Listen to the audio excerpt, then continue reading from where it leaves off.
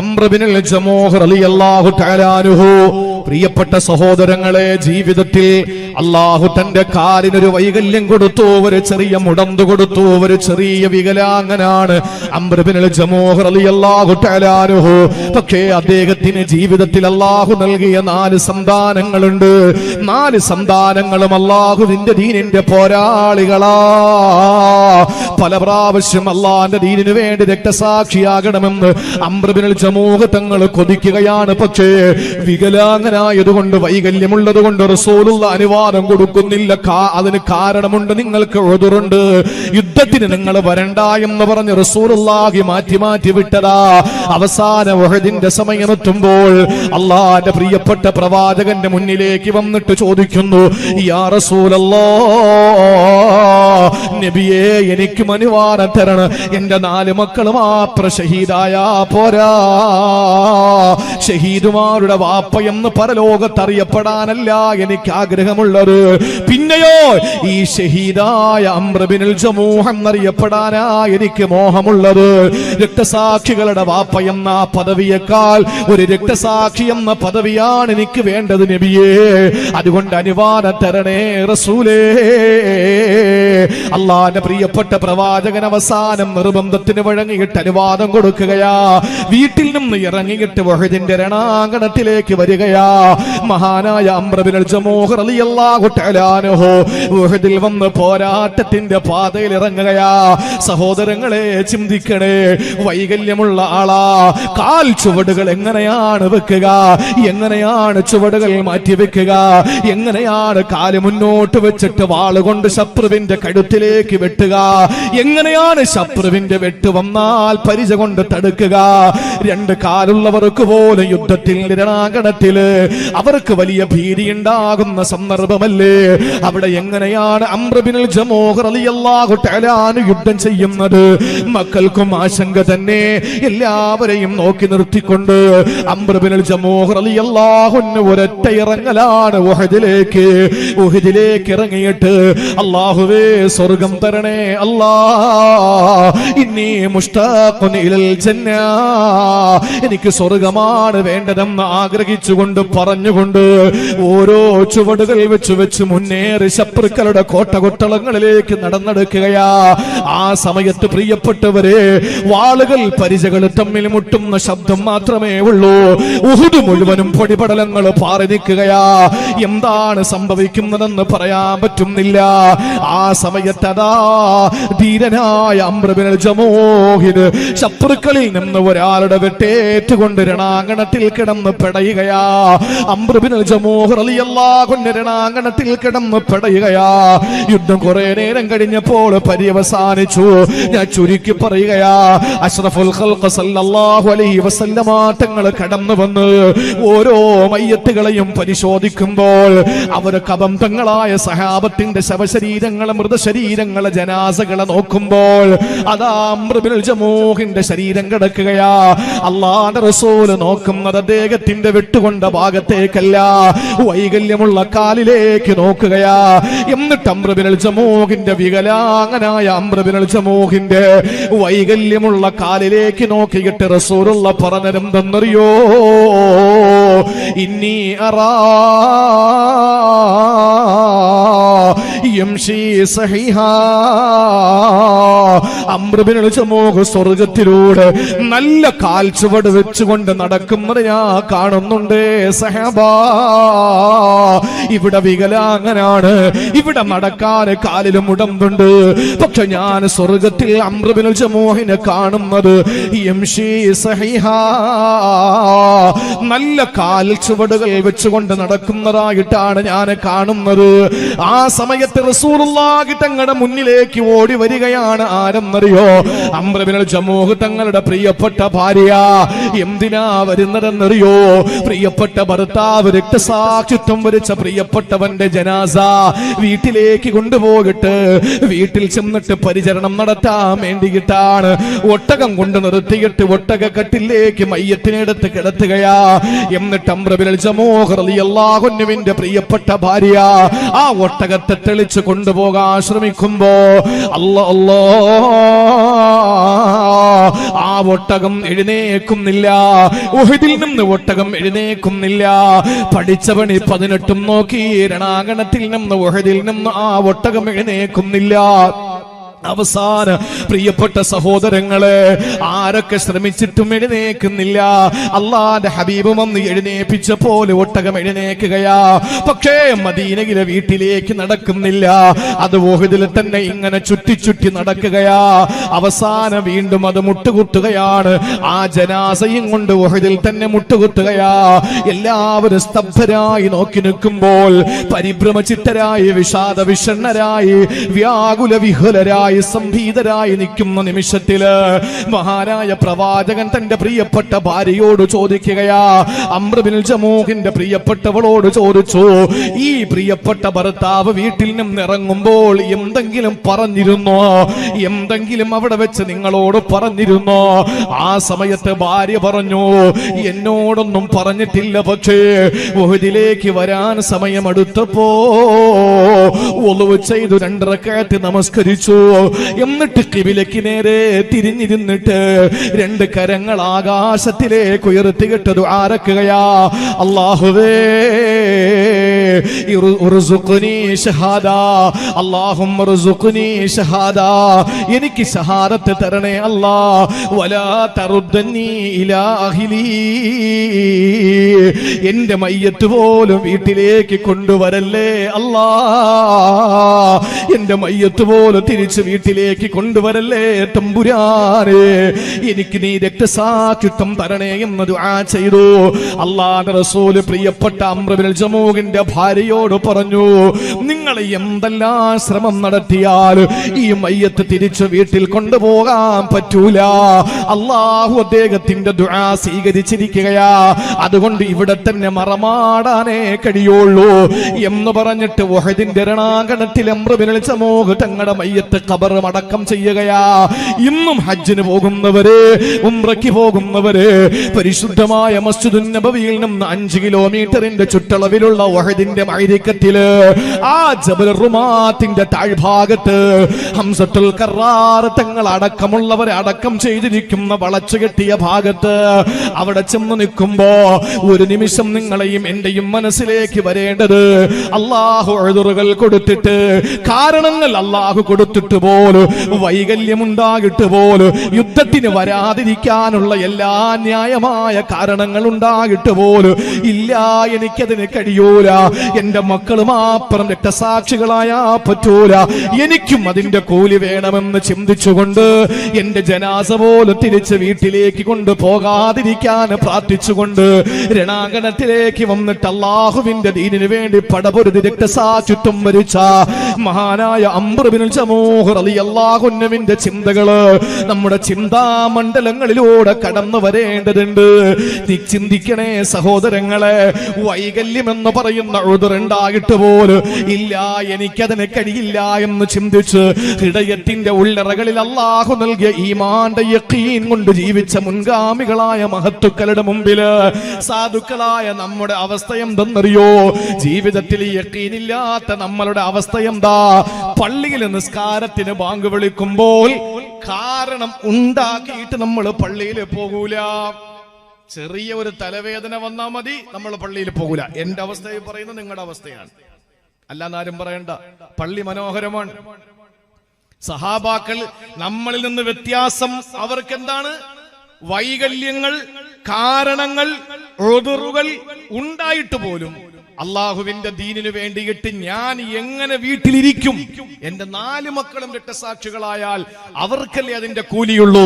നാളെ പടച്ചവന്റെ കോടതിയിൽ രക്തസാക്ഷികളുടെ പിതാവാണ് എന്ന പേരിനപ്പുറത്ത് രക്തസാക്ഷിയാണ് എന്നറിയാനാണ് എന്റെ ആഗ്രഹം എന്ന് പറഞ്ഞിട്ട് ധീരമായി പോരാടി അംർ ബിൻ ജമൂഹിനുണ്ടായിരുന്നത് യഖീൻ.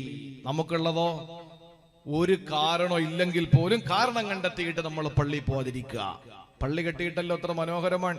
ഞാൻ വേദിയിലേക്ക് വരുമ്പോ എന്നോട് ഉസ്താദും എല്ലാരും പറഞ്ഞു പള്ളി ഒന്ന് കാണാമെന്ന് പറഞ്ഞു. തങ്ങളുണ്ടായിരുന്നു. ഞാൻ പള്ളിയിൽ കയറിയിട്ട് പറഞ്ഞു ഒറ്റ കുറവേ ഞാൻ കാണുന്നുള്ളൂ, AC-യുടെ കുറവ്. അവൻ പറഞ്ഞു അത് ഇൻഷാ അല്ലാഹ് ഉടനെ വെക്കുമെന്ന് പറഞ്ഞു. ഇതെല്ലാം സംവിധാനിച്ച് വളരെ റാഹത്തായി വെക്കുമ്പോഴും കറവയില്ലാത്ത പശുവിനെ കണക്കാകരുത്. പശു നല്ല രസമാണ് കാണാൻ അല്ലേ? ഒരു വീട്ടിലൊരു പശു ഉണ്ടെങ്കിൽ നല്ല മനോഹരമായ ആ കുടുംബത്തിന് കഴിയാൻ കഴിയും അല്ലേ? ആ കുടുംബത്തിന് അതിന്റെ പാല് കറന്നെടുത്ത് ജീവിച്ചാൽ മാത്രം മതി. നമ്മുടെ ഭാഗത്തൊക്കെ ഉത്തരേന്ത്യയിലോട്ട് പോയി കഴിഞ്ഞാൽ ഒരു പശു ഉണ്ടെങ്കിൽ ആ കുടുംബം തന്നെ നശിക്കും അതോടുകൂടി. കാരണം എപ്പോഴാ കൊല്ലുന്നതെന്ന് പറയാൻ പറ്റൂലല്ലോ പശുവിന്റെ പേരിൽ. അപ്പൊ ഒരു പശു നമുക്കുണ്ടെങ്കിൽ നമ്മുടെ ജീവിതത്തിൽ ലാഭം അത് മാത്രം മതി. പക്ഷെ നേരം വെളുത്ത് പശുവിനെ കൊണ്ടുവന്ന് കറക്കാൻ വേണ്ടിയിട്ട് പശുവിനെ കറക്കാൻ വേണ്ടിയിട്ട് കാസർഗോഡ് കറക്കുക എന്നല്ലേ പറയാ, വേറെന്താ പറയാ? കറവ. ഇതിലെങ്കിലും നമ്മൾ തമ്മിലൊരു ബന്ധമുണ്ടല്ലോ, തിരുവനന്തപുരത്തുകാരും കാസർഗോഡുകാരും തമ്മിൽ. പശുവിനെ കറക്കാൻ വേണ്ടി നോക്കുമ്പോ ഒരു തുള്ളി പാല് ചുരത്തുന്നില്ല എങ്കിൽ ആ പശുവിനെ കെട്ടിപ്പിടിച്ചോണ്ടാരെങ്കിലും നിൽക്കുവോ? പെട്ടെന്ന് വിൽക്കൂലേ നമ്മളതിനെ? പശു നല്ല കാണാൻ നല്ല അഴകാണ്, പക്ഷേ എന്തില്ല? പാലില്ല. വെറും പ്രൗഢിയിൽ മാത്രം ഫലം എന്തുണ്ട്? പാലില്ല പശുവിന് കാഴ്ചയിൽ രസമുണ്ട്. ചില പള്ളികൾ കാഴ്ചയ്ക്ക് കൗതുകമുള്ളതാ, ജുമഅയ്ക്ക് പോലും പ്രാവ് നിസ്കരിക്കേണ്ടതാ. ജുമഅയ്ക്ക് നിസ്കരിക്കണമെങ്കിലും പ്രാവ് വരണം. ആ പ്രാവല്ലാതെ ഈ നാട്ടിലുള്ള ഒരു കാക്കയും പള്ളി കയറൂല അല്ലേ? ആകെ ഉള്ളത് പറവകൾ മാത്രമേ ഉള്ളൂ. നല്ല കാണാൻ മുഞ്ചുള്ള പള്ളിയാണ്. നമ്മുടെ ബാധ്യത പള്ളിയിൽ കയറി നിസ്കരിക്കലാണ്. അത് നമ്മൾ ചെയ്യണം. അള്ളാഹു തൗഫീഖ് തരട്ടെ. അപ്പോ നമ്മുടെ ജീവിതത്തിൽ നേരത്തെ ഉസ്താദ് പറഞ്ഞതുപോലെ പഴയ പള്ളിയിൽ ഒരു സഫ്, പള്ളി ഉദ്ഘാടനത്തിന് കേറാനും പെയിന്റ് അടിക്കാനും സാധനങ്ങൾ എടുത്തു കൊടുക്കാനും ഒജീനം കൊടുക്കാനും വോളണ്ടിയേഴ്സ് ആവാനും വഅള് വെക്കാനും സംഘാടകരാകാനും എല്ലാറ്റിനും ആളുകൾ.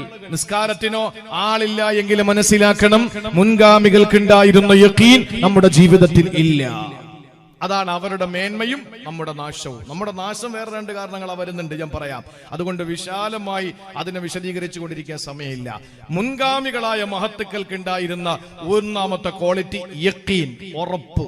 അള്ളാഹു നമുക്ക് തൗഫീഖ് തരട്ടെ, യഖീൻ തരട്ടെ. അതിനുവേണ്ടി ദുആ ചെയ്യണം. ഈമാൻ എല്ലാവർക്കും ഉണ്ട്. ഒരു ഉദാഹരണം പറഞ്ഞുതരാം, ഒരൊറ്റ ഉദാഹരണം. പണ്ടൊരാളൊരു കൊക്കയിലേക്ക് വീണു. ഒരു ഉദാഹരണമാണ് കേട്ടോ. കൊക്കയിലേക്ക് വീണു, അഗാധ ഗർത്തമാണ്. ഇയാള് ജീവിതത്തിൽ സുഹൃതം ഒന്നും ചെയ്യാത്ത മനുഷ്യനാണ്. ഈ കൊക്കയിലേക്ക് വീണ് ഇയാൾ ചിന്തിച്ചു, ഞാൻ താഴെ എത്തുമ്പോ തന്റെ റൂഹ് മുകളിലെത്തും, ഒരു സംശയമില്ല. എന്തായിരുന്നാലും പെട്ടത് തന്നെ.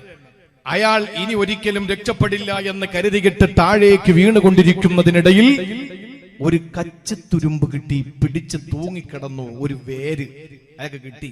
താഴേക്ക് നോക്കിയപ്പോൾ വന്നതിനേക്കാൾ ദൂരം ഇനിയും പോകാനുണ്ട്. ഇയാൾ അവിടെ കിടന്ന് പറയാന്ന്, ജീവിതത്തിൽ ഒരു സുഹൃതവും ചെയ്യാത്ത എന്നെ നീ രക്ഷപ്പെടുത്തിയില്ലേ പടച്ചോനെ. ഇനി ഞാൻ ഇവിടെ നിന്ന് രക്ഷപ്പെട്ട നീ പറയുന്ന എന്ത് ഞാൻ അനുസരിക്കാൻ തയ്യാറാണ്. അപ്പൊ അള്ളാഹ് ചോദിച്ചു, ഉത്തരേ നീ ഇപ്പൊ എന്താ പറഞ്ഞേ? ഞാൻ പറഞ്ഞ എന്ത് നീ അനുസരിക്കോ? അതെ, നീ എന്തു പറഞ്ഞാലും ഞാൻ അനുസരിക്കും. നീ രക്ഷപ്പെടുത്തിയില്ലേ എന്നെ. അള്ളാഹ് ചോദിച്ചു, നീ ഞാൻ എന്തു പറഞ്ഞാലും അനുസരിക്കോ? അതെ, നീ എന്തു പറഞ്ഞാലും ഞാൻ അനുസരിക്കാൻ തയ്യാറാ. കാരണം നീ എന്നെ രക്ഷപ്പെടുത്തിയല്ലോ, ഇല്ലെങ്കിൽ ഞാൻ ഇപ്പൊ പെട്ടുപോയേനെ, മരിച്ചു പോയേനെ. ആ സമയത്ത് അള്ളാഹു ഒന്നുകൂടെ ചോദിച്ചു, മോനെ നീ എന്ത് പറഞ്ഞാലും അനുസരിക്കോ? അതെ, നീ എന്ത് പറഞ്ഞാലും ഞാൻ അനുസരിച്ചോളാം തമ്പുരാനെ. അപ്പൊ അള്ളാഹ് പറഞ്ഞു, എന്നാ നീ ആ പിടിയങ്ങ് വിട്ടെ. നീ ഇപ്പൊ പിടിച്ചിരിക്കുന്ന പിടിയുണ്ടല്ലോ, നീ അതങ്ങ് വിട്, നിന്നെ ഞാൻ രക്ഷപ്പെടുത്തിക്കോളാം. അപ്പൊ അയാൾ താഴേക്ക് നോക്കിയിട്ട് പറഞ്ഞു, അത് മാത്രം നീ പറയരുത്. കാരണം എന്താണ്? ഇവൻ ഈമാനുണ്ട്, പക്ഷെ യഖീനില്ല. സദക്ക കൊടുത്ത കൂലി കിട്ടൂല എന്നാർക്കെങ്കിലും വിശ്വാസം ഉണ്ടോ? നമ്മൾ കൊടുക്കുന്നതിന് അള്ളാഹു ഒരു നെൽക്കതിര് പാടത്ത് വെക്കുന്നത് പോലെയാണെന്ന് വിശുദ്ധ ഖുർആൻ സൂറത്തുൽ ബഖറ. അപ്പൊ അതിൽ പിന്നെ കീലിയം കാലയൊന്നുമില്ലല്ലോ, അതിൽ പിന്നെ ബുഖാരി മുസ്ലിം ഒന്നുമില്ലല്ലോ ഖുർആനില്. ഒരു നെൽക്കതിര് നമ്മൾ വെച്ചാൽ അതില് അള്ളാഹുവിന്റെ ഖുർആൻ വളരെ മനോഹരമായി അതിനെ വർണ്ണിക്കുന്നുണ്ട്. 7 നെൽക്കതിരുകൾ പൊട്ടി വരും അതിൽ നിന്ന്. അതിൽ ഓരോന്നിലും നിരവധി നെൽമണികൾ.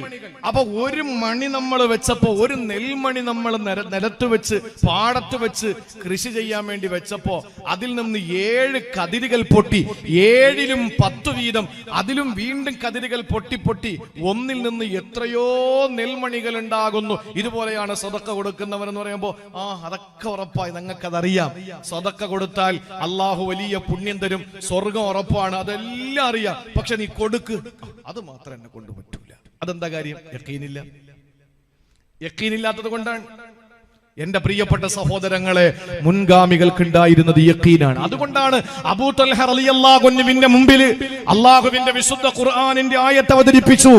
ലൻ തനാലുൽ ബിർറ ഹത്താ തുൻഫിഖൂ മിമ്മാ തുഹിബ്ബൂൻ. നിങ്ങൾ ഏറ്റവും കൂടുതൽ ഇഷ്ടപ്പെടുന്ന ധനമേതാണോ ആ ധനം നിങ്ങൾ ചെലവാക്കുന്നത് വരെ നിങ്ങൾക്ക് പുണ്യം കിട്ടൂല. നിങ്ങൾ ഏറ്റവും ഇഷ്ടപ്പെടുന്ന ധനമേതാണ് അത് ചെലവ് ചെയ്യുന്നത് വരെ നിങ്ങൾക്ക് പുണ്യം കിട്ടൂല. അബൂ തൽഹ റളിയല്ലാഹു അൻഹു മറിച്ചൊന്നും ചിന്തിച്ചില്ല. മസ്ജിദുൻ നബവിയുടെ ചാരത്ത് ഒരു തോട്ടമുണ്ട്, പേര് ബൈറുഹാ. ആ ബൈറുഹാ തോട്ടത്തിൽ റസൂലുള്ളാഹി ഇറങ്ങി വെള്ളം കുടിച്ച കിണറുണ്ട്. അതിനകത്ത് നല്ല ഫലപുഷ്ടിയുള്ള നല്ല പഴവർഗ്ഗങ്ങളുണ്ട്. വല്ലാത്തൊരു തോട്ടമാണ്. റസൂലുള്ള ചിലപ്പോഴൊക്കെ ഇറങ്ങിയിട്ട് കാറ്റ് കൊള്ളാൻ അവിടെ വരാറുണ്ട്. അതിൽ നിന്ന് നബിതങ്ങൾ കോരി വെള്ളം കുടിച്ചിട്ടുണ്ട്. ആ ബൈറുഹാ തോട്ടം മോഹവിലക്കെടുക്കാൻ അന്നത്തെ റിയൽ എസ്റ്റേറ്റ് നടത്തുന്ന ആളുകൾ വന്നിരുന്നു മസ്ജിദുൻ നബവിയുടെ അടുത്ത്. നീ പറയുന്ന വില ഞാൻ തരാം, ഒറ്റ ക്വാളിറ്റി, റസൂലുള്ള കുടിച്ച വെള്ളമുള്ള കിണറാണ്, തായോ.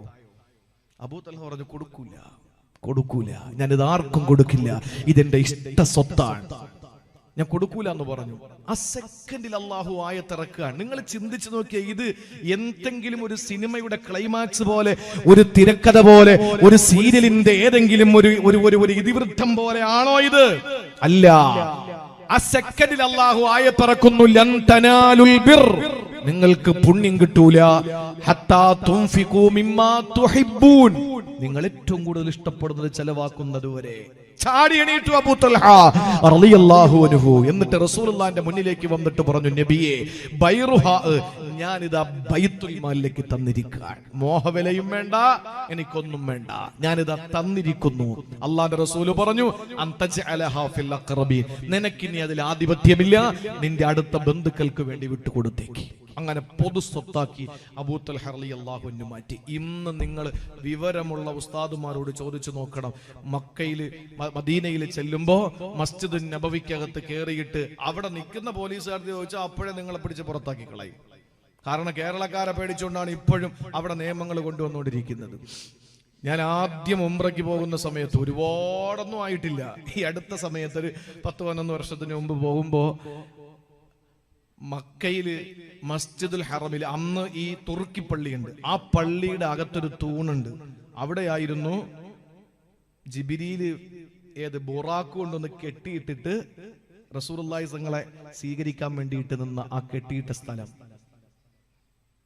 അതിന് കേരളത്തിൽ നിന്ന് പോകുന്ന എല്ലാരും പിന്നെ ചെന്നിട്ട് മുത്താൻ തുടങ്ങി. പിന്നെ എല്ലാവർക്കും പണി അത് തന്നെ. ഈ തൂണിൽ മുത്തി ആ തൂണ് അവർ പൊളിച്ചു കളഞ്ഞു. ഉഹദില് ഒരു ചെറിയ ഭാഗമുണ്ട്. ഞാൻ ഏറെ ബഹുമാനിക്കുന്ന ഒരു മതപണ്ഡിതൻ, നിരവധി ഉലമാക്കളുടെ അഭിവന്യനായ ഒരു പണ്ഡിതൻ, ഉസ്താദ്, അദ്ദേഹം ഈ പറയുന്ന സ്ഥലത്ത് ചെന്നിരുന്നിട്ട് അതിനകത്തിരുന്നിട്ട് എന്നെ വിളിക്കാൻ, ഞാൻ ഈ സ്ഥലത്തിരിപ്പുണ്ട്, ഇതിനകത്ത് പടച്ചവനാണ്, അള്ളാന്റെ ഹബീബിന്റെ മണം മാറിയിട്ടില്ല. നിങ്ങൾക്ക് വിശ്വസിക്കാൻ പറ്റുമോ? ഉഹദിലെ റസൂലുള്ളാഹി സ്വല്ലല്ലാഹി അലൈഹി വസല്ലമ തങ്ങൾ യുദ്ധം ചെയ്തിട്ട് വിയർത്ത് വന്ന് വിശ്രമിക്കാൻ വേണ്ടി നബിതങ്ങൾക്കൊരു ചെറിയ ഗുഹയുണ്ടാക്കി കൊടുത്ത് അതിനകത്ത് റസൂലുള്ളാഹി കയറിയിരുന്നു. അന്ന് ഹബീബിന്റെ ശരീരത്തിൽ നിന്ന് വീണ ഒരു തുള്ളി വിയർപ്പിന്റെ മണം 1400 വർഷങ്ങൾ കഴിഞ്ഞിട്ട് പോലും ഉഹുദിന്റെ മണ്ണിൽ നിന്ന് മാറാതെ ആ മണം ശേഷം പോകുന്ന ആളുകളുടെ നാസ്വാദ്വാരങ്ങളിലൂടെ അവർക്ക് വികാരം അള്ളാഹുവിന്റെ ഹബീബിനെ പറ്റിയിട്ടുള്ള സ്നേഹത്തിന്റെ പാരമ്യതയിലെത്തിക്കുന്ന ആ മനോഹരമായ കാഴ്ച. അവസാനം ആളുകളുടെ അതിപ്രസരം കാരണം അത് ബ്ലോക്ക് ചെയ്ത് അടച്ചുപൂട്ടി. അടച്ചുപൂട്ടി. ഞാൻ പറഞ്ഞു വന്ന വിഷയം, എന്റെ പ്രിയപ്പെട്ട സഹോദരങ്ങളെ, അള്ളാഹുവിന്റെ പ്രിയപ്പെട്ട പ്രവാചകൻ സല്ലല്ലാഹു അലൈഹി വസല്ലമ തങ്ങൾ, ആ പ്രിയപ്പെട്ട പ്രവാചകൻ ഹബീബായ സല്ലല്ലാഹു അലൈഹി വസല്ലമ തങ്ങളുടെ പ്രിയപ്പെട്ട സഹാബത്ത്, അവർക്കുണ്ടായിരുന്ന ജീവിതത്തിന്റെ ഏറ്റവും വലിയ ആ ഒരു ക്വാളിറ്റി യഖീനായിരുന്നു. അല്ലേ? ഞാൻ എന്ത് പറഞ്ഞിട്ട് അങ്ങോട്ട് പോയ സാറേ? എന്ത് പറഞ്ഞിട്ടാ പോയത്? നിങ്ങൾ ഉറങ്ങണം എന്നെ പോലെ. അവർക്കുണ്ടായതും നമുക്കില്ലാത്തതുമായ ഒന്ന് യഖീനാണ്.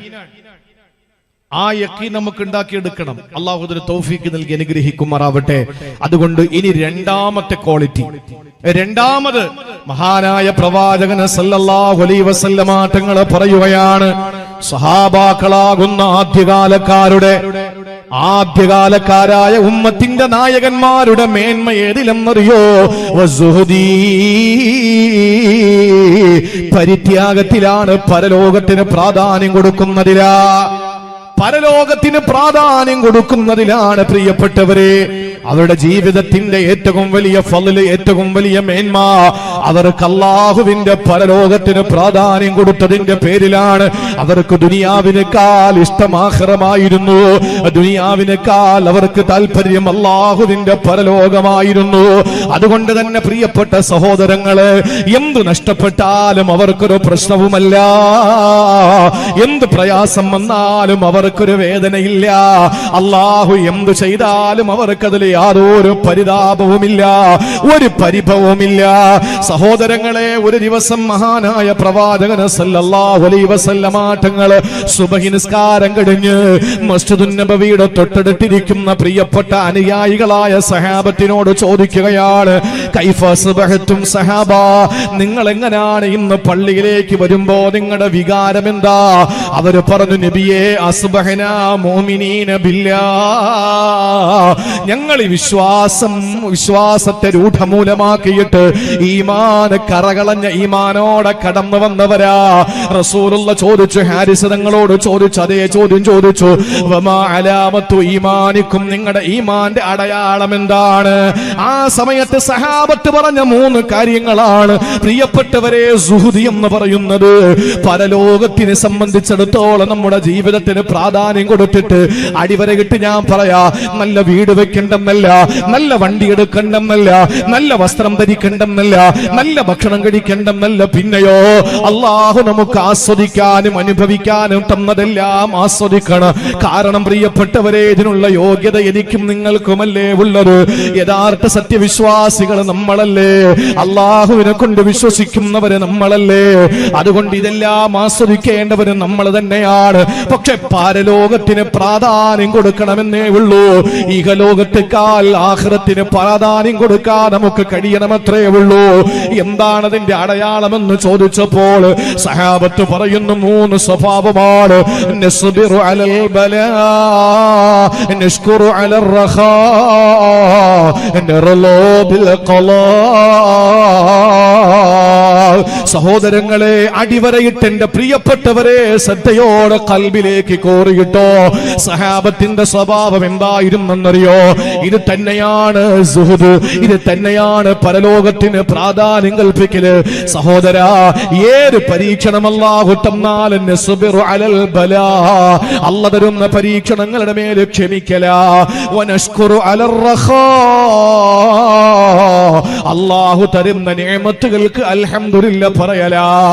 ഈ സാന്ത്വാടി മുഹയ്യദ്ദീൻ ജുമാ മസ്ജിദിന്റെ ഈ അനുഗ്രഹീതമായ പത്വാടിയിലെ പള്ളി ഉദ്ഘാടന റഷീദ് അലി തങ്ങൾ നിർവഹിച്ചപ്പോ ഞാനൊന്ന് ചിന്തിക്കാൻ വേണ്ടി നിങ്ങളോട് പറയുകയാണ്, ഒന്ന് ചിന്തിക്കാൻ വേണ്ടി പറയുകയാ. നിങ്ങളുടെ നാട്ടില് അല്ലാഹു തന്ന അനുഗ്രഹീതമായ ഈ പള്ളി ഉദ്ഘാടനം ചെയ്ത് കണ്ടപ്പോ ഇരിക്കുന്ന ആളുകളിൽ എത്ര പേര് ഉള്ളുകൊണ്ട് പറഞ്ഞു അൽഹംദുലില്ലാഹ്, അല്ലാഹുവേ നിനക്ക് സർവസ്തുതിയല്ല. ചോർന്നൊലിക്കുന്ന ചെറ്റക്കൂരകളായ പള്ളികൾ ഉണ്ടാകുന്ന എത്രയോ മഹല്ലത്തുകളുണ്ട്, നിസ്കരിക്കാൻ സൗകര്യമില്ലാത്ത എത്രയോ ഇടങ്ങളുണ്ട്. ഞങ്ങൾ സാധുക്കളാണ്, ഞങ്ങൾക്കൊരു പള്ളി തന്ന അല്ലാഹ് അൽഹംദുലില്ലാഹ്. ആരായി പത്വാടിയിൽ അൽഹംദുലില്ലാ പറഞ്ഞിട്ടുണ്ടോ? പറഞ്ഞവരുണ്ടാകാം, ഒരുപക്ഷെ നിങ്ങൾ എല്ലാവരും പറഞ്ഞിട്ടുണ്ടാകാം.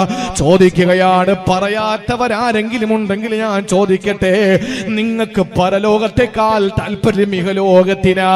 കാരണം അല്ലാഹ് തരുന്ന നിഅമത്തുകൾക്ക് അൽഹംദുലില്ലാ പറയില്ല. സഹാബത്തിന്റെ പ്രത്യേകത, ഏത് പരീക്ഷണങ്ങൾ വന്നാൽ അവരെ എങ്ങനെയാണ് അല്ലാഹുവിന്റെ ദീനിന്റെ പേരിൽ പരീക്ഷിക്കപ്പെട്ടത്? കുതിരകളുടെ കാലുകളിൽ അവരുടെ കാലുകളെ ബന്ധിപ്പിച്ചിരുന്നുവത്രേ. എന്നിട്ട് കുതിരകളെ പാറക്കൂട്ടങ്ങളുടെ ഇടയിലൂടെ ഓടിച്ചു വിടുമായിരുന്നു. സഹാബാക്കളുടെ തലകൾ ചെന്നിട്ട് പാറക്കെട്ടുകളിൽ അടിച്ചിട്ട് തലയോട്ടി പൊട്ടി പിളർന്നിട്ട് തലച്ചോറ് ചീറ്റിത്തെറിക്കുമായിരുന്നു. അവരാ നിമിഷവും പറയുന്നു, അൽഹംദുലില്ലാ, നിന്റെ ദീനിന് വേണ്ടിയിട്ട് ഞങ്ങൾ സഹിക്കുകയാ. സഹോദരങ്ങളെ, കഠിനമായ പീഡനങ്ങൾ ഏറ്റുവാങ്ങുമ്പോൾ അല്ലാഹുവിന്റെ ഹബീബ് പറയുമായിരുന്നു, ഇതിനേക്കാൾ എത്രയോ ഭീകരമായ പരീക്ഷണം മൂസ എന്ന എന്റെ സഹോദരൻ അനുഭവിച്ചിട്ടുണ്ട് എന്ന് റസൂലുള്ളാഹി തങ്ങളും പറയുമാർ. പീഡനങ്ങൾ ഒരുപാട് സഹിക്കുമ്പോൾ അവരതിൽ ക്ഷമിക്കുന്നവരായി മാറി. അവർക്ക് എന്തെങ്കിലും നിഅമത്ത് അല്ലാഹ് കൊടുത്താൽ ശുക്റുള്ളവരായി മാറി. മൂന്നാമത്തേത് അർളാബിൽ ഖലാ, അല്ലാഹുവിന്റെ വിധിയിൽ പരിപൂർണ്ണ തൃപ്തരുമാണ്. ഈ മൂന്ന് ക്വാളിറ്റി നമുക്കുണ്ടോ? അല്ലാഹ് തരുന്ന പരീക്ഷണങ്ങളിൽ ക്ഷമിക്കുന്ന ആരാ? ക്ഷമ എന്ന് പറഞ്ഞാൽ എന്താണ്? ക്ഷമ എന്ന് പറഞ്ഞാൽ എന്താണ്? പിടിച്ചു നിൽക്കാന്നാണ്. പിടിച്ചു നിൽക്കാന്നാണ്. എന്നോട് പറഞ്ഞിട്ടുണ്ട് ഒരാള്, 5 നേരം നിസ്കാരമുള്ള, കൃത്യമായി നോമ്പ് പിടിക്കുന്ന, സുന്നത്ത് നോമ്പ് പിടിക്കാൻ പറ്റുമെങ്കിലൊക്കെ പിടിക്കുന്ന, എപ്പോഴും കയ്യിൽ തസ്ബീഹുള്ള, ദിക്ർ ചൊല്ലുന്ന, സലാത്തുകൾ ചൊല്ലുന്ന, നല്ല ദീനി ചിട്ടയുള്ള ഒരാൾക്ക് കുറെ രോഗങ്ങൾ അങ്ങോട്ട് ഒന്നിനു പുറകെ ഒന്നൊന്നായി വന്നിട്ട് അദ്ദേഹത്തിന് സഹിക്കാൻ പറ്റാതെ വന്നപ്പോൾ ഒരു ദിവസം എന്നോട് പറഞ്ഞു, പലപ്പോഴും ഞാൻ ചിന്തിച്ചിട്ടുണ്ട്, ഈ ടാബ്ലറ്റ് എല്ലാം കൂടി ഞാൻ ഒരുമിച്ചങ്ങ് കഴിച്ച് മരിച്ചെങ്കിലെന്ന്. നമ്മുടെ ജീവിതത്തിൽ പരീക്ഷണങ്ങൾ വരുമ്പോ പിടിച്ചു നിൽക്കാൻ കഴിയണം.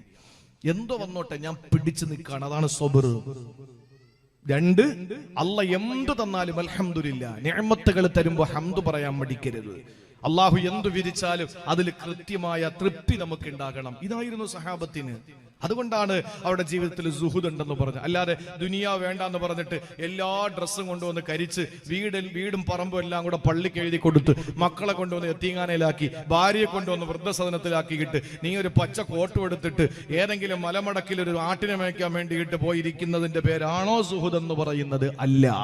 പ്രാധാന്യം ആഖിറത്തിന് കൊടുക്കണമെന്നേ ഉള്ളൂ. നല്ല വണ്ടി വാങ്ങിക്കണം, യാത്ര ചെയ്യാൻ നല്ല വാഹനം വാങ്ങണം. മുഹീദ്ദീൻ ശൈഖ് റളിയല്ലാഹു അൻഹുവിന്റെ സമ്പാദ്യത്തിന്റെ 1000-1 ഈ കാസർഗോഡത്തെ ഇച്ചാമാർക്കുണ്ടാ, കോടീശ്വരന്മാർക്കുണ്ടാ?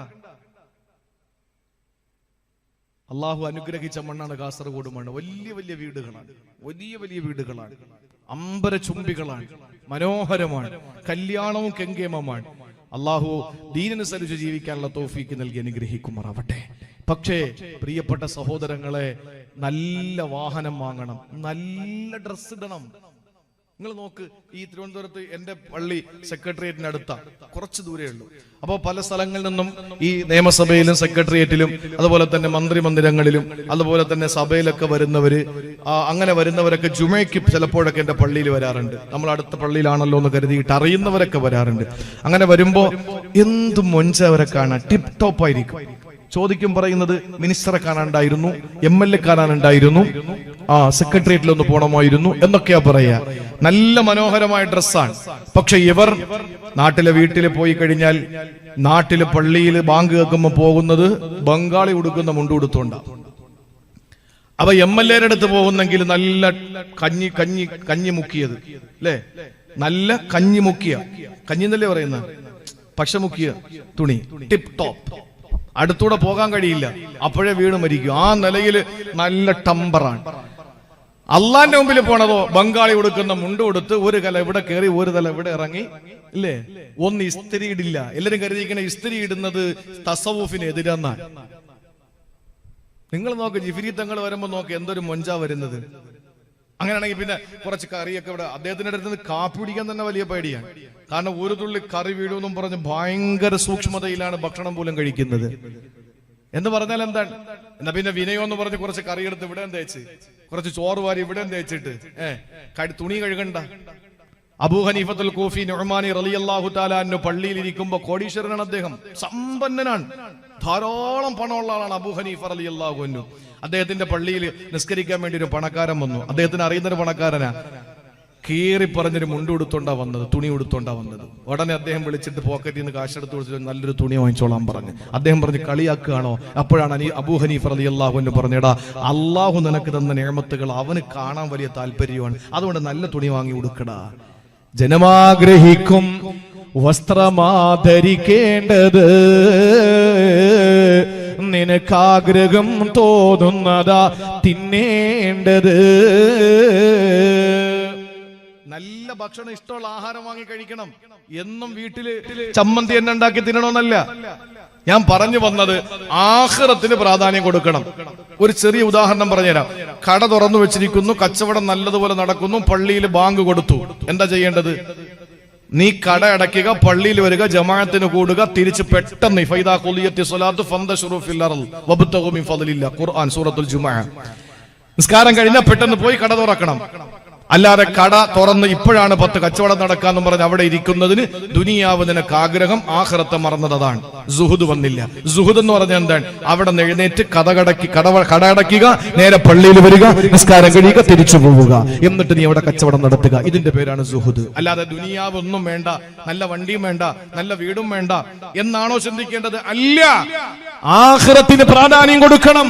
ആ ഒരു പ്രാധാന്യം കൊടുത്തവരായിരുന്നു അള്ളാഹുവിന്റെ പ്രിയപ്പെട്ട സഹാബത്ത്. ആ ഒരു വിഭാഗത്തിൽ അള്ളാഹു നമ്മളെയും ഉൾപ്പെടുത്തട്ടെ. ചുരുങ്ങിയ സമയത്തിന്റെ ഉള്ളിൽ അല്ലാഹുവിന്റെ റസൂൽ അവസാനം പറഞ്ഞ കാര്യം എന്താ? വയഹ്ലികു ആഖിറുഹാ, ഈ സമുദായത്തിന്റെ അവസാന കാലക്കാരുടെ നാശം എന്തിലെന്നറിയോ? 2 കാര്യങ്ങളിലാ. മുൻഗാമികളായ സഹാബത്തിന്റെ മേന്മ, അവരുടെ മഹത്വം 2 കാര്യങ്ങളിലാണ്. ഒന്ന് പരലോകത്തിന് പ്രാധാന്യം കൊടുക്കുന്നതില്, രണ്ടാമത്തേത് അവരുടെ വിശ്വാസത്തിന്റെ ദൃഢതയില്. എന്നാൽ പിൽക്കാലക്കാരുടെ സ്വഭാവത്തിൽ ഏറ്റവും മോശമായത്, അവരുടെ നാശത്തിന് കാരണമായത് എന്തെന്നറിയോ? ഇനിയാണ് നമ്മളെ പറ്റി പറയാൻ പോകുന്നത്. ചുരുങ്ങിയ വാക്കുകളില് അല്ലാഹുവിന്റെ റസൂൽ പറയുന്നു, ബിൽ ബുഖിലി വൽ അമലി. ഒന്ന് ലുബ്ധാണ്, മറ്റൊന്ന് ദുരാഗ്രഹമാണ്. നമ്മുടെ നാശം എന്താ? ഇങ്ങോട്ട് കേട്ടെ. സഹാബാക്കളുടെ ചരിത്രം കേട്ടിട്ട് സഹാബാക്കൾ യക്കീനുള്ളവരായിരുന്നു, പരിത്യാഗമുള്ളവരായിരുന്നു എന്നും പറഞ്ഞ് തിരിച്ചിറങ്ങി പോകലല്ല. നമ്മുടെ നാശത്തിനെ പറ്റിയാ പറഞ്ഞത്. നേരത്തെ പറഞ്ഞ സഹാബത്തിന്റെ കഥയാണ്. അത് നമ്മളെ കേട്ടാലും ഇല്ലെങ്കിലും അവർക്കല്ല കൊടുത്ത പദവിക്ക് മങ്ങലൊന്നുമില്ല. പക്ഷെ ഇനി നമ്മുടെ സ്വഭാവമാണ് പറയാൻ പോകുന്നത്. അതാ നമ്മൾ കേൾക്കേണ്ടത്. ഈ സമുദായത്തിന്റെ നാശം, അഥവാ പിൽക്കാലക്കാരിലൂടെ സമുദായത്തിന് വരുന്ന നഷ്ടം, നാശം എങ്ങനെയാണ്? ബിൽ അമലി, ദുരാഗ്രഹം. വൽ ബുഖിലി, ലുബ്ദ്. അള്ളാന്റെ ദീനിന് ഒന്നും ചെയ്യില്ല. അള്ളാഹുവിന്റെ ദീനിന് ഒരു നയാ പൈസ നമ്മൾ കൊടുക്കില്ല. ഇത് രണ്ടും പ്രിയപ്പെട്ടവരെ പരസ്പരം പൂരകമാണ്. ബുഖിലും അമലും എന്ന് പറഞ്ഞാൽ ആഗ്രഹങ്ങളും ലുബ്ദും. ഇത് രണ്ടും ഒന്നില്ലെങ്കിൽ ഒന്നില്ല. ലുബ്ദ് എന്തുകൊണ്ടാണ് ഉണ്ടാവുന്നത്? ആഗ്രഹങ്ങളുള്ളത് കൊണ്ട്. ആഗ്രഹം ഒരുപാട് കിടക്കുന്നതുകൊണ്ടാണ് 5 പൈസ പള്ളി കൊടുക്കാത്തത്. ഈ 5 പൈസ പള്ളിക്ക് കൊടുക്കാത്തത് എന്തുകൊണ്ടാ? നിനക്ക് ആഗ്രഹമുള്ളത് കൊണ്ട്. ആഗ്രഹം എന്താ കാരണം? നിനക്ക് ലുബ്ദുള്ളത് കൊണ്ട്. ഒരു ഉദാഹരണം പറയാം. ആദരവായ പ്രവാചകൻ സല്ലല്ലാഹു അലൈഹി വസല്ലമ തങ്ങൾ പറയുകയാണ്, ലഅയ്യതസദ്ദഖൽ മർഉ ഫീ ഹയാതിഹി ബിദിർഹമിൻ ഖൈറുൽ ലഹു മിൻ അയ്യതസദ്ദഖ ബിമിഅതി ദിർഹമിൻ ഇൻദ മൗതിഹി. ഒരു മനുഷ്യന് മരിക്കാൻ കിടക്കുന്ന സമയത്ത് 100 രൂപ ചെലവാക്കുന്നതിനേക്കാൾ ഖൈർ അവന്റെ ജീവിത സമയത്ത് അവന് 1 രൂപ കൊടുക്കലാണ്. എന്തുകൊണ്ടെന്നറിയോ സഹോദരാ? അള്ളാന്റെ ഹബീബ് പറഞ്ഞ ഈ ഹദീസ് നിങ്ങൾ ഇരുത്തിയൊന്ന് ചിന്തിക്കാൻ നിങ്ങൾക്ക് സമയമുണ്ടോ? എന്താ പറഞ്ഞത്? ഒരു മനുഷ്യന്റെ ജീവിതകാലത്ത് അവന് ചെയ്യുന്ന സദഖ 1000 രൂപ പള്ളിക്ക് കൊടുക്കുകയാ. ജീവിതകാലത്ത് 1000 രൂപ കൊടുത്തു. ആ 1000 രൂപ ഖൈറാണ് ഏതിനേക്കാൾ? അവന് മരിക്കാൻ നേരത്ത് 10000 രൂപ പള്ളിക്ക് കൊടുക്കുന്നതിനേക്കാൾ. മരിക്കാൻ നേരത്ത് 1 ലക്ഷം രൂപ പള്ളിക്ക് കൊടുക്കുന്നു. അതിനേക്കാൾ ഖൈർ നീ ജീവിച്ചിരിക്കുമ്പോൾ 1000 രൂപ കൊടുക്കലാണ്. എന്തുകൊണ്ടെന്നറിയോ? മരിക്കാൻ നേരത്ത് നിനക്ക് ആഗ്രഹങ്ങളൊന്നുമില്ല. മരിക്കാൻ നേരത്ത് നിനക്ക് ആഗ്രഹങ്ങളൊന്നുമില്ല. നീ മരണത്തിലേക്ക് പോവാണ്. ഇനി നിനക്ക് പണം കൊണ്ടൊരു നേട്ടമില്ല. അതുകൊണ്ട് ആഗ്രഹങ്ങൾ തീരലാണ് മരണം. ആ ആഗ്രഹങ്ങൾ തീരുമ്പോൾ നീ കൊടുക്കുന്ന 1 ലക്ഷത്തേക്കാൾ പുണ്യം നിനക്ക് ആഗ്രഹങ്ങൾ ഉണ്ടാകുന്ന സമയത്ത് നീ ചെലവാക്കുന്ന 1000 രൂപ തന്നെയാണ് ഖൈറെന്ന് നബി മുഹമ്മദ് മുസ്തഫ. അതുകൊണ്ട് സഹോദരങ്ങളെ, നമ്മുടെ ജീവിതത്തിൽ ഉണ്ടായ ഏറ്റവും വലിയ നാശമേതെന്നറിയോ? നമ്മുടെ ദുരാഗ്രഹങ്ങളാ. അതുപോലെ നമ്മുടെ ജീവിതത്തിൽ നമ്മൾ കാണിക്കുന്ന ലുബ്ധാണ്. നമ്മൾ അള്ളാന്റെ മാർഗത്തിൽ ധനം ചെലവഴിക്കൂല, അവന്റെ മാർഗത്തിൽ സമ്പത്ത് വിനിയോഗിക്കില്ല. പക്ഷെ ആർഭാടം കാണിക്കാൻ നമുക്ക് യാതൊരു മടിയുമില്ല, അല്ലേ?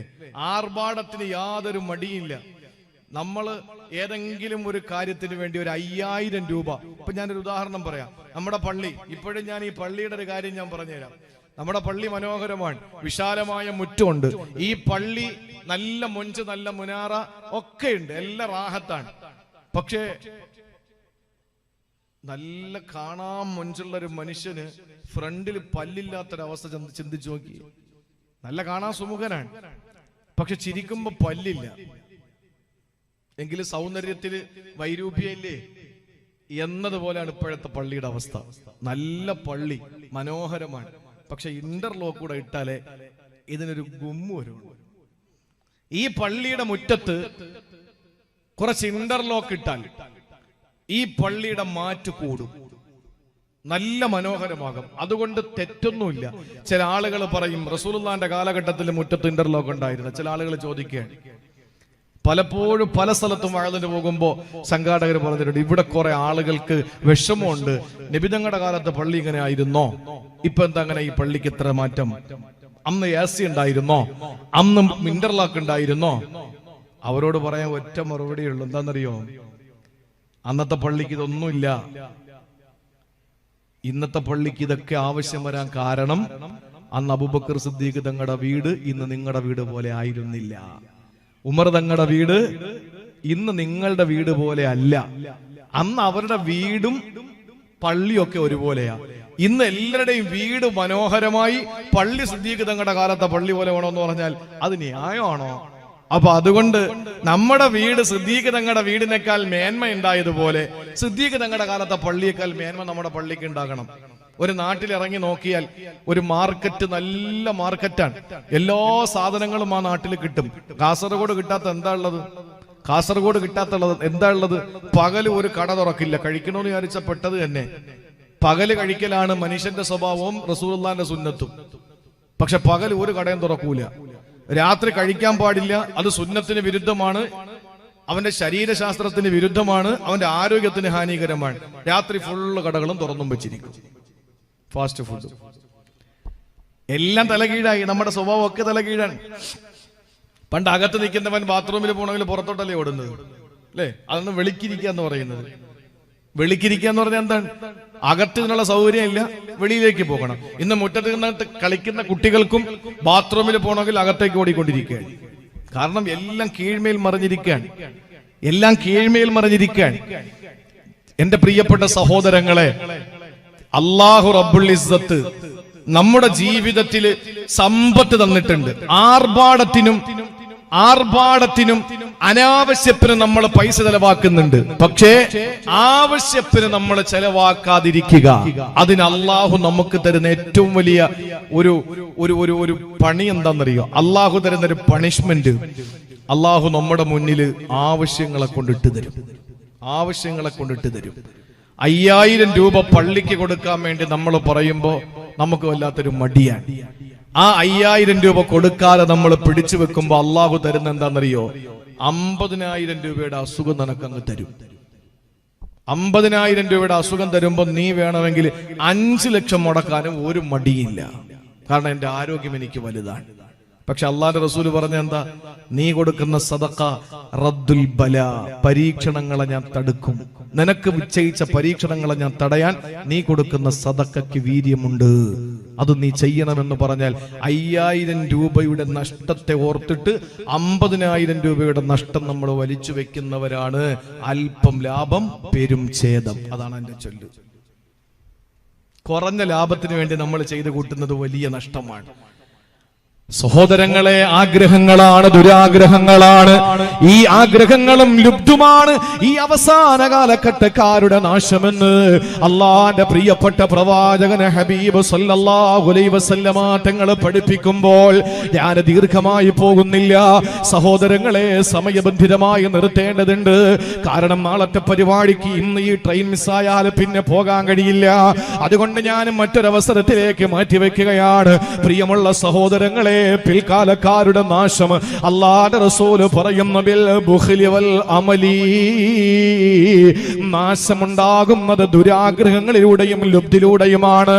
സഹോദര, മനുഷ്യനെ അല്ലാഹു പടയ്ക്കാൻ തീരുമാനിച്ചു. ആ പടയ്ക്കാനും മുശാവറ നടത്തി മലായിക്കത്തുകളെ വിളിച്ചു കൂട്ടിയിട്ട് ചോദിച്ചു, നിങ്ങളുടെ അഭിപ്രായം എന്താ? മനുഷ്യനെന്ന് പറയുന്നൊരു പടപ്പിനെ പറ്റി ഞാൻ ആലോചിക്കുകയാണ്, നിങ്ങളുടെ അഭിപ്രായം എന്താ? മലായിക്കത്തുകൾ പറഞ്ഞു, അവര് പ്രശ്നക്കാരാണ്, അവര് പല പ്രശ്നങ്ങളിലും പെടുന്നവരാണ്, അവര് രക്തച്ചൊരിച്ചിലുണ്ടാക്കുന്നവരാണ്, നാട്ടിൽ ഫസാദ് ഫിത്നയും ഉണ്ടാക്കുന്നവരാണ്. അതുകൊണ്ട് അവരെ പടക്കല്ലേ അല്ലാ. നഹ്നു നുസബ്ബിഹു ബിഹംദിക വനുഖദ്ദിസു ലക, നിനക്ക് വേണ്ടി തസ്ബീഹിന് തഹ്ലീലിന് തഖ്ദീസിന് തക്ബീറിന് തംജീദിനു ഞങ്ങളുണ്ട് റബ്ബേ. ആ സമയത്ത് അല്ലാഹു പറഞ്ഞു, നിങ്ങൾക്കറിയാത്തത് പലതും എനിക്കറിയാ. അങ്ങനെ അല്ലാഹു പടയ്ക്കാൻ തീരുമാനിച്ചപ്പോ മലക്കുകൾ വന്നിട്ട് രണ്ടാമത് ചോദിച്ചത് എന്തെന്നറിയോ? അല്ലാഹുവേ, ലാ ഇന്നൽ അർദ ലാ തസഉഹു, മനുഷ്യൻ ഇങ്ങനെ പെറ്റു പെരുകിയ ഭൂമി വിശാലമാകുമോ? ഭൂമിയിൽ അവർക്ക് ഉൾക്കൊള്ളാൻ പറ്റില്ലല്ലോ. മനുഷ്യൻ ഇങ്ങനെ പെറ്റു പെരുകിക്കൊണ്ടിരുന്നാൽ അതനുസരിച്ച് ഭൂമി വിശാലമാകുന്നില്ലല്ലോ എന്ന് പറഞ്ഞപ്പോൾ അല്ലാഹുവിന്റെ റസൂല് പറയുകയാണ്, അല്ലാഹ് മറുപടി കൊടുത്തത്രേ, ഇന്നി ജാഇലുൻ മൗതാ, ഞാൻ അതിനാണ് മരണം വെച്ചിരിക്കുന്നത്. ഉറക്കം വരുന്നുണ്ടോ? നമുക്ക് ഈ ഭൂമി ലോകത്ത് വേണ്ടി സൃഷ്ടിക്കാൻ അള്ളാഹു തീരുമാനിച്ചപ്പോ മലക്കുകൾ പറഞ്ഞെന്താണെന്നറിയോ? ഇവര് ഒരു പ്രസവത്തില് അല്ലെങ്കിൽ പല പ്രസവത്തിലായിട്ട് 10 മക്കളെ ജന്മം കൊടുക്കും. അങ്ങനെ ഓരോരുത്തര് 10ഉം 7ഉം 8ഉം 5ഉം 4ഉം 3ഉം ഒക്കെ ആയിട്ട് പ്രസവിച്ചു കൂട്ടിയാൽ ഭൂമി അനുസരിച്ച് വിശാലം അല്ലല്ലോ. അപ്പൊ എന്ത് ചെയ്യും പടച്ചോനെ? അള്ളാഹ് പറഞ്ഞു, ഇന്നി ജാഇലും മൗത, അതിനാ ഞാൻ മരണം വെച്ചിരിക്കുന്നത്. എന്റെ മകനുണ്ടായി, എന്റെ വാപ്പ മരിച്ചു, ഇപ്പൊ ഞാനും എന്റെ മോനുമായി. ഇനി എന്റെ മോൻ വളർന്നു വരും, അവന് കല്യാണം കഴിച്ച് അവന് കുട്ടിയുണ്ടാകുമ്പോ ഞാൻ മരിക്കും. കാലനില്ല കാലം എന്ന് പറയുന്ന ഒരു കവിതയില് മലയാളിയായ ഒരാൾ ഈ കാലനില്ലാത്ത, കാലൻ എന്ന് പറഞ്ഞാൽ മലക്ക്, റൂഹ് പിടിക്കുന്ന ആളാണ് കാലൻ എന്ന് പറയുന്നത്. കാലനില്ല കാലം എന്ന് പറയുന്ന ഒരു പദ്യത്തിൽ അദ്ദേഹം പറഞ്ഞെന്താണെന്നറിയോ? നിങ്ങളൊന്ന് സങ്കല്പിച്ച് നോക്കി, നിങ്ങൾക്ക് മനസ്സിലാവും നമ്മുടെയൊക്കെ വീടിന്റെ അവസ്ഥ. എന്താണ് അദ്ദേഹം പറഞ്ഞത്? വൃദ്ധന്മാരൊരു കൂട്ടം നിറഞ്ഞു ഭൂതലം തന്നിൽ, ചത്തുകൊൽവതീനേതും കഴിവില്ല കാലനില്ല. മുത്തച്ഛൻ മുതുക്കന്റെ മുത്തച്ഛനിരിക്കുന്നു, മുത്തച്ഛനവാനുള്ള മുത്തച്ഛൻ മരിച്ചില്ല എന്ന് പറഞ്ഞാൽ വൃദ്ധന്മാരൊരു കൂട്ടമുണ്ട് വീട്ടില്. കാരണം കാലനില്ലാത്തത് കൊണ്ട്, മരണം ഇല്ലാത്തത് കൊണ്ട് അവരൊക്കെ വീട്ടിലുണ്ട്. ഇപ്പൊ വീട്ടിൽ ആരൊക്കെ ഉള്ളത്? മുത്തച്ഛൻ മുതുക്കന്റെ മുത്തച്ഛനിരിക്കുന്നു, മുത്തച്ഛനവാനുള്ള മുത്തച്ഛൻ മരിച്ചില്ല. മുത്തച്ഛന്മാരുടെ ഒരു വലിയ നിര തന്നെ ഉണ്ട്. ഇംഗ്ലീഷ് അക്ഷരമാലയിലാണ് പല കോലവും, അല്ലെ? വളഞ്ഞ് പൊളഞ്ഞ് തിരിഞ്ഞ് മറിഞ്ഞ് പല കോലത്തില് അസ്ഥിയായി. നമ്മുടെ വാപ്പാട വാപ്പാട വാപ്പാട വാപ്പാട വാപ്പ അവരൊക്കെ ഇപ്പോഴും വീട്ടിലുണ്ട്. നിങ്ങളൊന്ന് ചിന്തിച്ചു ചോദിക്കുക, ഇതിനൊക്കെ ചാപ്പാട് കൊടുക്കുന്നവരാ. അതുകൊണ്ട് അള്ളാഹു പറഞ്ഞ എന്താണ്? മലക്കളെ, നിങ്ങൾക്ക് ആ ഒരു ടെൻഷൻ വേണ്ട, ഭൂമി അവർക്ക് വിശാലമാവൂലെന്ന് എനിക്കറിയാം. അതുകൊണ്ട് ഇന്നി ജാഇലും മൗത, ഞാൻ മരണം വെച്ചിട്ടുണ്ട്.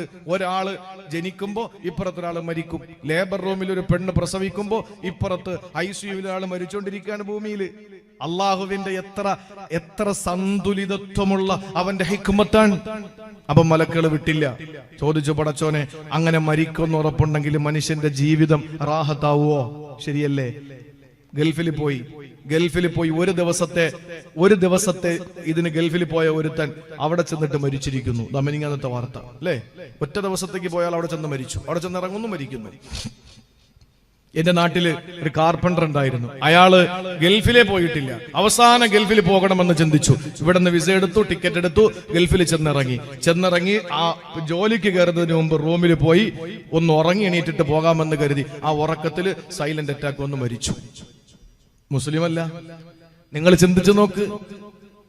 കല്യാണം കഴിക്കുന്ന പലരും പുതിയെണ്ണ് വന്നിട്ട് കർണാടകയിൽ ഇപ്പോഴും എനിക്ക് ഓർമ്മയുണ്ട്. ആ വീട്ടിൽ ഞാൻ പോയി ദുആ ചെയ്തു. പുതിയ പെണ്ണ് പുതിയാപ്പിളയും കൂടി ഫംഗ്ഷൻ കഴിഞ്ഞിട്ട് പുതിയ പെണ്ണ് പുതിയാപ്പിളയോടൊപ്പം മണിയറയിൽ കയറി. പുതിയാപ്പിളയോട് പുതിയ പെണ്ണ് പറഞ്ഞു, ശരീരം മുഴുവനും വിയർക്കാൻ. ഭർത്താവ് പറഞ്ഞു, പത്രേ, നീ കല്യാണ ഡ്രസ് ഇട്ടിരിക്കുന്നത് കൊണ്ടാ, അഴിച്ചൊന്ന് മാറ്റി കിട്ടുന്നു, ഫാനിന്റെ കാറ്റ് കൊള്ളു, ഒന്ന് ഫ്രീ ആവട്ടെ. അവള് പറഞ്ഞു, ശരീരം വല്ലാതെ വിയർക്കുന്നു എന്ന് പറഞ്ഞു. കുറച്ചു നേരം കഴിഞ്ഞു, ഒരു ചെറിയ കൊടച്ചിൽ വന്നു, മരിച്ചു. കല്യാണത്തിന്റെ ആദ്യ രാത്രി കൂടുന്നതിന് മുമ്പ് മരണപ്പെട്ടു പോയ ഒരു ഹാജിയുടെ പ്രിയപ്പെട്ട മകൾ കർണാടക സ്റ്റേറ്റില്. ഞാൻ ആ വീട്ടിൽ അന്ന് മരണപ്പെട്ടതിന്റെ 3-4 ദിവസം കഴിഞ്ഞപ്പോൾ അവിടെ ചെന്നു.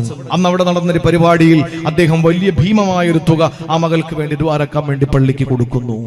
പ്രിയപ്പെട്ട സഹോദരങ്ങളെ, ഇങ്ങനെ കല്യാണം കഴിഞ്ഞാൽ മണിയറക്കകത്ത് വെച്ച് മരിക്കുമെന്ന് അള്ള നേരത്തെ അറിയിച്ചു കൊടുത്ത ഇവൻ കല്യാണം കഴിക്കാൻ നിൽക്കുവോ? ഒരു പെണ്ണിന്റെ ജീവിതം നശിപ്പിക്കുക, അല്ലെങ്കിൽ ഒരു ചെക്കന്റെ ജീവിതത്തിന് വെറുതെ നശിപ്പിക്കുവോ? ഗൾഫിൽ പോയി മരിക്കും എന്നുള്ളവൻ ഇവൻ ഇവിടെ നിന്ന് ടിക്കറ്റും എടുത്ത് വിസയും എടുത്ത് പാസ്പോർട്ട് ഉണ്ടാക്കിയിട്ട് ഗൾഫിൽ പോയി മരിക്കുവോ? അള്ളാഹുവിനോട് മലക്കുകൾ ചോദിച്ചു, പടച്ചവനെ, ഈ മരണം നീ സൃഷ്ടിച്ചെന്ന് പറഞ്ഞല്ലോ, അങ്ങനെയാണെങ്കിൽ മനുഷ്യന്റെ ജീവിതത്തിന് ഒരു സുഖം ഉണ്ടാവൂലല്ലോ. അപ്പൊ അള്ള പറഞ്ഞു, ഇന്നീ ജാഇലുൻ അമലാ, അതിനാണ് ഞാൻ ആഗ്രഹങ്ങൾ വെച്ചിരിക്കുന്നത്. മോഹങ്ങളാണ് മനുഷ്യന്റെ മേൽ മോഹങ്ങളാണ്, ആഗ്രഹമാണ്. എനിക്ക് അവിടെ എത്തണം, എനിക്ക് ഇവിടെ എത്തണം, എനിക്ക് ആ ബിരുദം നേടണം, എനിക്ക് അതുപോലത്തെ വീട് വെക്കണം, എനിക്ക് ഇതുപോലെ ജീവിക്കണം, എനിക്ക് അവിടെ MP ആകണം, ഇവിടെ MLA ആകണം, മറ്റെടുത്ത് മന്ത്രിയാകണം. ഈ ചിന്ത ഒരു മനുഷ്യന് കൊടുത്തത് അവന്റെ ആഗ്രഹങ്ങളാ. ആഗ്രഹങ്ങൾ കൂടിപ്പോയാ ഈ സമുദായത്തിന്റെ പിൽക്കാലക്കാരുടെ നാശമാണ് എന്ന് കാരുണ്യത്തിന്റെ പ്രവാചകൻ നബി മുഹമ്മദ് മുസ്തഫ. ആഗ്രഹങ്ങളെ മുറിക്കാൻ കഴിയുന്ന ഒന്നേ ഉള്ളൂ, അത് അല്ലാഹുവിന്റെ മാർഗ്ഗത്തിൽ ധനം ചെലവഴിക്കല. പക്ഷേ അത് ചെലവഴിക്കാതെ ബുഖ്ല്, ലുബ്ദ് കാണിക്കുന്നതോ പ്രിയപ്പെട്ടവരെ നമ്മുടെ ജീവിതത്തിന്റെ രണ്ടാമത്തെ നാശമാ. കൊടുക്കാതെ പൂഴ്ത്തിവെച്ച ഒരാള് ഈ പത്വാടിയിൽ നിങ്ങൾക്ക് കാണിച്ചു തരാൻ പറ്റുമോ? അല്ലാഹുവിന്റെ മാർഗ്ഗത്തിൽ ചെലവ് ചെയ്ത ഒരാള് എല്ലും തോലുമായി മരിച്ചത് നിങ്ങൾക്ക് കാണിച്ചു തരാൻ പറ്റുമോ? അരീനി ജവാദം ഹുസ്ലല്ലനി അറാമാതുരീനാ ബഖീലം മുഖല്ലദാ. കവി ചോദിക്കുകയാണ്, കാണിച്ചതാ എനിക്ക് നിങ്ങളൊന്ന് ടെൽമി, പറഞ്ഞതാ, ഞങ്ങൾക്കൊന്ന് നിങ്ങൾ പറഞ്ഞതാ. അരീനി ജവാദൻ മാത ഹുസ്ലല്ലനി, അല്ലാഹുവിന്റെ മാർഗ്ഗത്തിൽ ചെലവ് ചെയ്ത് എല്ലും തോലുമായി മരിച്ച ഒരാള്. അറാമാതുരീനാ ബഖീലം മുഖല്ലദാ, അല്ലാഹുവിന്റെ ദീനിന് ചെലവ് ചെയ്യാതെ പിടിച്ചു വച്ചിട്ട് എല്ലാ കാലവും ഇവിടെ ജീവിച്ചിരുന്നവർ ഉണ്ടോ? ഇല്ല. അതുകൊണ്ട് പ്രിയപ്പെട്ട സഹോദരങ്ങളെ, ദുരാഗ്രഹങ്ങളും ലുബ്ധും നമ്മൾ ഒഴിവാക്കണം, നമ്മുടെ നാശത്തിന് കാരണമാണ്. എന്നിട്ട് ഏത് സ്വഭാവം നമ്മൾ വാരി പുണരണം? യഖീൻ, സുഹദ്, പരലോകത്തിന് പ്രാധാന്യം കൊടുക്കണം. എന്നിട്ട് വിശ്വാസം ഹൃദയത്തിൽ രൂഢമൂലമാക്കണം. മഹാനായ അബ്ദുല്ലാഹിൻ നുബാജി റളിയല്ലാഹു അൻഹുവിന്റെ ഒരു വാക്ക് പറഞ്ഞുകൊണ്ട് ഞാൻ അവസാനിപ്പിക്കുകയാണ് തൽക്കാലം.